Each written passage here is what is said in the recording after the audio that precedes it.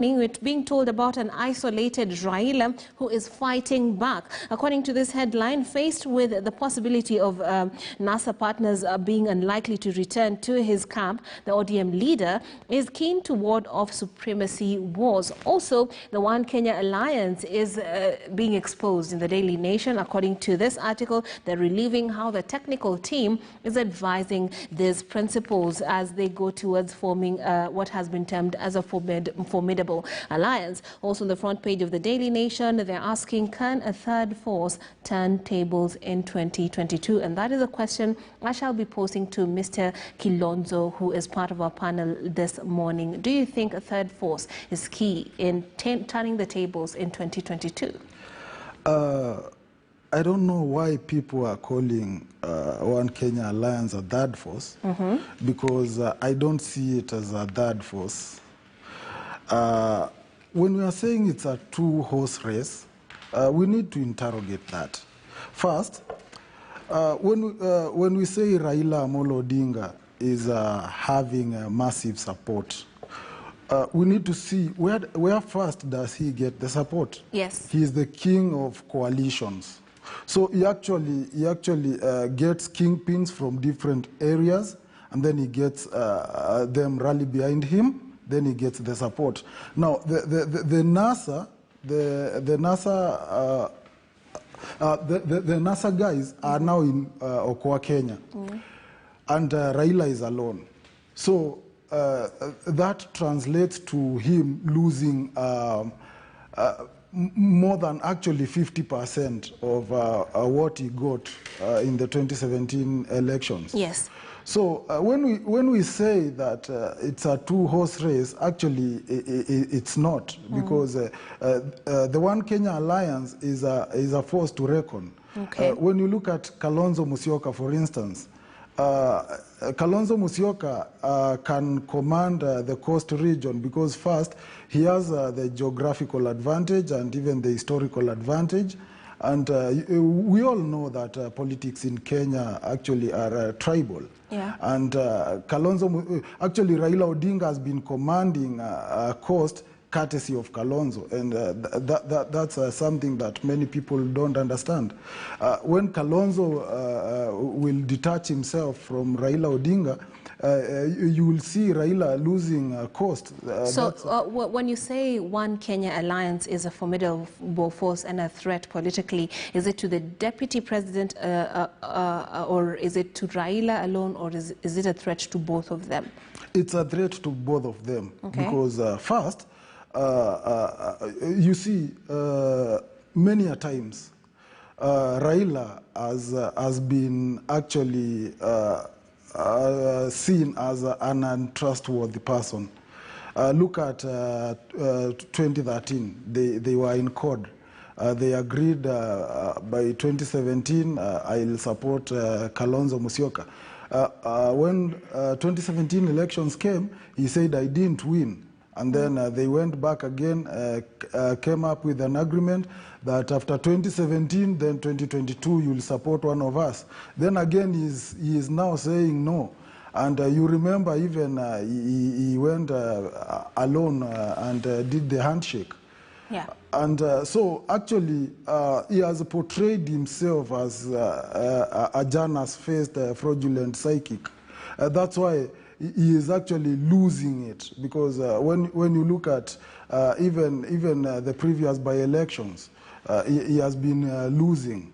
So you tend to interrogate that and ask yourself what exactly is happening, and you realize that even the deputy president thinks that he has a grip in the mountain, but according to me, it's not that he has a grip in the mountain. It's that the mountain is protesting against Uhuru Kenyatta. Yeah, so, but and I'd like to pose this to Mr. Kagoni. You see, the politics that we are analyzing right now, of course, we have the tribal undertones that we all experience. But then when what he has alluded to, the situation in the mountain, it is actually counter to the narrative of, tribal politics, because it seems like the people of the mountain are voting not just according to their tribe, but they're considering other things, let's say the economy. What do you say about that, and what implication does that have when you talk about the One Kenya Alliance? Are we having an electorate that is moving past those bounds of their tribe and looking at what more a political outfit is going to offer them? Let me begin with something that you have just mentioned. Yes. The economic conversation in politics, I can tell you for sure, as it is now, is purely a secondary conversation. It's really? not a primary conversation okay. at all. And I know those ones who do not want to look like they are advancing a tribal conversation politically, they are trying to hide themselves or to put a veil on the economy. But the truth of the matter, we are a very tribal country. And even Mount Kenya, I can tell you, and I come from there, I can tell you for sure, much of the conversation that will be spoken there is more or less, is also a bit tribal. In fact, even the division and the rebellion that you see there is purely one function in Mount Kenya that feels that they are represented from the tribal angle by an outsider, where the others, they are feeling they want to retain the indigenous of the Uhuru Kenyatta politics. You know, there are those ones who are feeling like when you come to Mount Kenya, the dynastic conversation or the Hasra conversation is not really an outsider, so to speak. It's more or less of those who have and have not in the society, and they feel they are represented by somebody else. But the truth of the matter is that they are not really consolidated by, it's not really an economic kind of a conversation. It's more or less of me and these clans and all that. We don't feel very comfortable with so and so and so because they have been there or they have been established for quite some time. Coming to what you're asking about the OCA, the One Kenya Alliance. Yeah. And whether it would really make a third force, so to speak. And would it be a threat to Raila or the DP or both of them? I don't think so. In fact, from where I see it, OCA really needs to really strategize very carefully because without the faces of either Raila or Ruto, there is no OCA, so to speak. Without the two faces, either the face of Ruto or the face of Raila on the other side, there is no OCA, so to speak. Because if you check the top leaders who are there, none of them can really command quite a margin that is formidable to really say that they can compete either with Raila or Ruto. And I can give you even the statistics. Yes. For instance, unless Kalonzo Musyoka is either number 1 or number 2 in OCA, and let's say mainly number 1, that is when he is able to command the 2 million votes, which he is able to bring both from the Ruwa Eastern region, the 2 million votes. Now, if you take that one, the other person you would bring on board would be Musalia Mudavadi. He doesn't really enjoy the entire support from the Luhya community. He enjoys much of his support from the Vihiga County and a bit of pockets here and there from the Luhya community. The rest, they have always voted with Raila over the years. Now, if you imagine what percentage is that, we are talking over less than 500,000. That's what he has been able to command previously. Now, Gideon Moi is not known to have been able to bring those kind of numbers on the table. He might have the face, but when it comes to numbers, it might be an issue. And especially this time round, if he is not the top contender, there is the William Ruto who is coming from his backyard, and William Ruto, of course, the Kalenjin community will feel more skewed or inclined to William Ruto, who is promising them the top seat and not anything else in between here. Yes. Now, when you consolidate those figures, then you realize, because Raila clearly has set it very clear that he would really want to go for the top seat. And if you are coming to negotiate with him as OCA, he's already positioned himself. He's one party, and the other people he can only leave the other half to the other group combined. Not him sharing anything below there. It's 50% for him, and anybody else who is joining him coming out to take the other 50%. Not any other ratio. So for me, the immediate challenge for the One Kenya Alliance is to ask themselves who is really going to be the real face. Right. Unless now they are able to introduce a new face completely. Who would that be, though? That's the big question for all of us. That's the big question for them as well. Who would that be? Somebody who is, if they are not running with Raila and they are not running with Ruto, who would that be? That is actually the challenge. Would you foresee a situation where Jimmy Wanjigi would join this force, this third force, so to speak? I really doubt Jimmy Wanjigi would really want to put his money where he is not very certain about it. If it was him running with just one candidate, and I think we have analyzed this before in your show, if it was just taking up one candidate, for instance, you hear a Mudavadi Jimmy Wanjigi candidature up to there, which even has a chemistry of a kind, even by mentioning the two names up to there, maybe up to there, without him bringing everybody else and consolidate, because he can also tell the other people will come to demand a share. Moses Wetangula would want a share of this. You will see Musalia Mudavadi will ask something. Gideon Moi will ask for something. But literally speaking, then they can check and tell exactly there is nothing here to share. I mean, why are you even entitled to either 10% power sharing or a ratio or any other figure? What exactly are you really bringing on board? And you know they have a big face, but literally when it comes to numbers, that could actually be a challenge. So I do not see, because Jimmy Wanjigi also would not be bringing numbers here. He will really be bringing his financial muscle to the group, which is maybe what they require.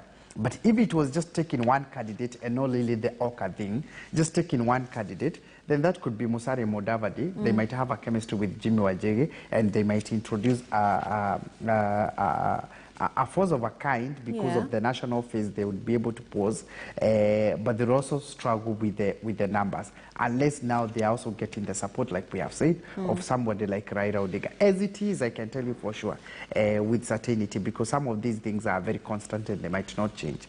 As it is, it's a question of Oka thinking who is really going to be their face. Do they want to be inclined? And I would agree with my brother Kilonzo here that possibly they have more inclination and they see more ideologies with Raila Odinga. And therefore it will only be wise and prudent at this point if they agree that is the direction they want to go.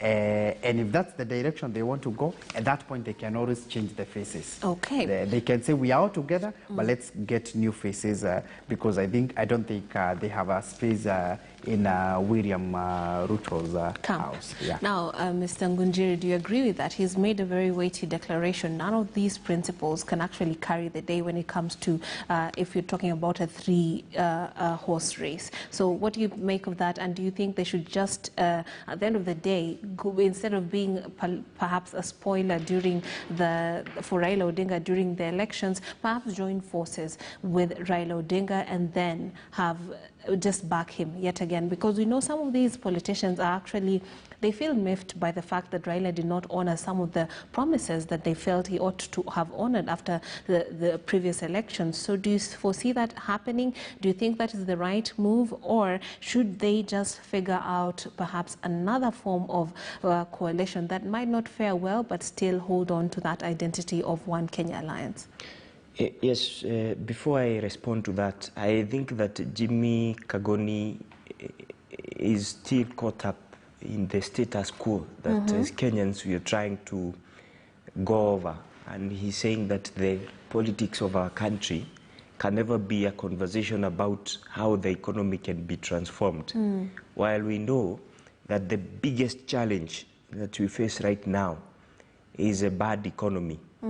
Failed politics has precipitated the economy to fail, and for us to fix issues in the country, we must fix the economy. So the conversation has at least shifted, and most of the presidential aspirants are talking about taking the the resources to mashinani. Yes, and they but have Mr. Kariuki, when we look at the Kenyan electorate, that has always been a problem, or they have always been faulted for feeling the pain of some of these problems. But when it comes to the actual moment to make the decision, they fall back to their default setting of tribe and what have you. Don't you think that's going to change? What indicators do you see that point to the fact that now people are actually going to vote based on the ideologies that are being fronted by some of these political outfits? Well, I think the conversation is now shifting.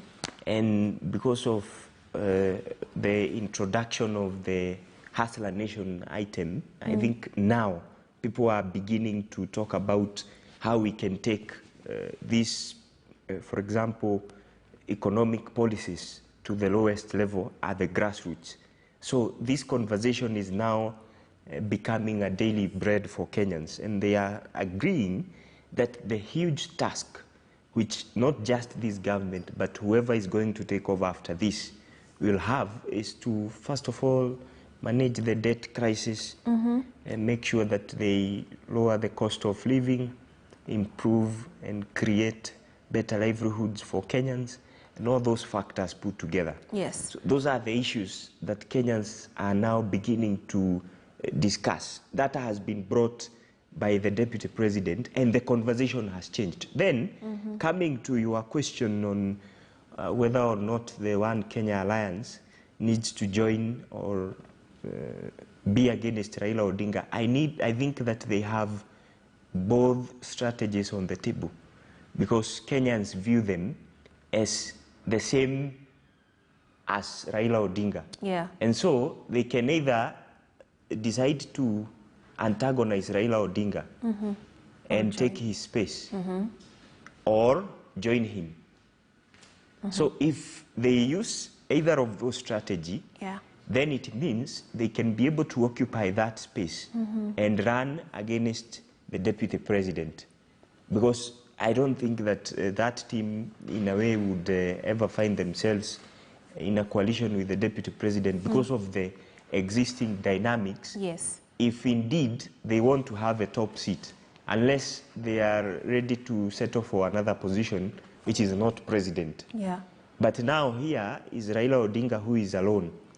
And when we talk about Jimmy Wanjigi, who has said that he will be relying on Mount Kenya, in an irony because Mount Kenya rejected ODM long time ago, unless he's going to vie on another ticket. But you see, the fact that he's affiliated to Raila Odinga for quite some time, then that becomes difficult for him. So for One Kenya Alliance, the enemy that they have in this matrix is Raila Odinga. Okay. So if they are not able to manage him, then that means that they will remain a third force. And so the 2022 election would be the Deputy President here competing against either Raila Odinga or One Kenya Alliance, or all of them put together. Yes.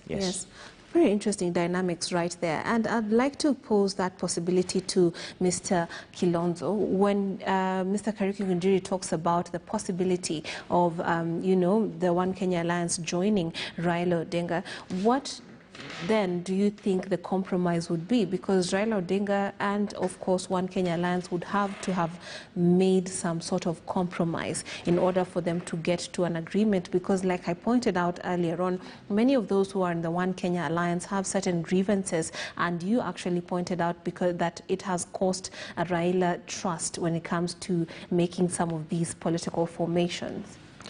I think my fellow panelists here are drowning in our often tiresome contrivances of our political fiction. Okay. But let me save them. Set them straight. Yeah. Okay. Raila Odinga is nothing without the other NASA principles. Okay. Because he will not be able to command, say, Lower Eastern. He will not be able to command, say, Western. So he will be left with actually Nyanza, and try to struggle to get some few votes in Coast. And the Okoa Kenya Alliance knows that. Raila, after handshake, he hoped that Uhuru would maybe bring a basket of votes from the mountain. Yes. And maybe hand it to Raila, but after these a few elections, Raila is convinced, and even the Okoa Kenya movement is now convinced that there is nothing that Uhuru can offer. So that's why they have stepped up actually, and they seem now to be reconvening again and trying to become another force, forcing Raila to make a compromise. Actually, I see Raila making a compromise. That's why Raila is not actually announcing his bid this early, because, you know, he had a promise that he would support one of them.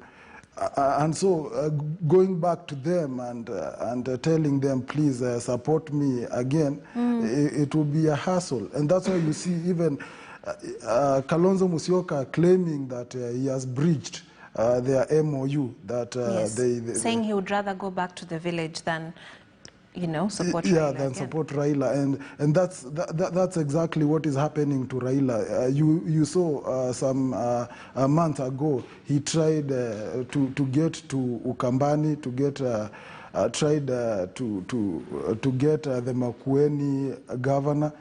In the western, he tried to get Mukisa Kitui, but all these didn't work. So Raila Odinga clearly knows that he needs the Okoa Kenya Alliance, than the Okoa Kenya Alliance needs Raila Odinga, because the Okoa Kenya Alliance has the carte blanche to go either way, either to Raila or to Ruto. And so Raila cannot go to Ruto, because as it stands, he cannot deputize Ruto, because he may feel that he is going low. And so that's why the One Kenya Alliance actually are twisting him and telling him, you must support one of us. You must keep your word. Yeah, as promised. Okay, thank you very much. That is very interesting. The dynamics, you can grab yourself a copy of the Standard this morning and find out more about what is happening in the country politically. But on that note, that concludes Press Review. We have had Jimmy Kagoni, who's a political analyst, Kariki Ngunjiri, political analyst, as well as Moses Kilonzo, who's the chairman, Persons with Disabilities Eastern Region. He's also a political analyst. We take a break. On the other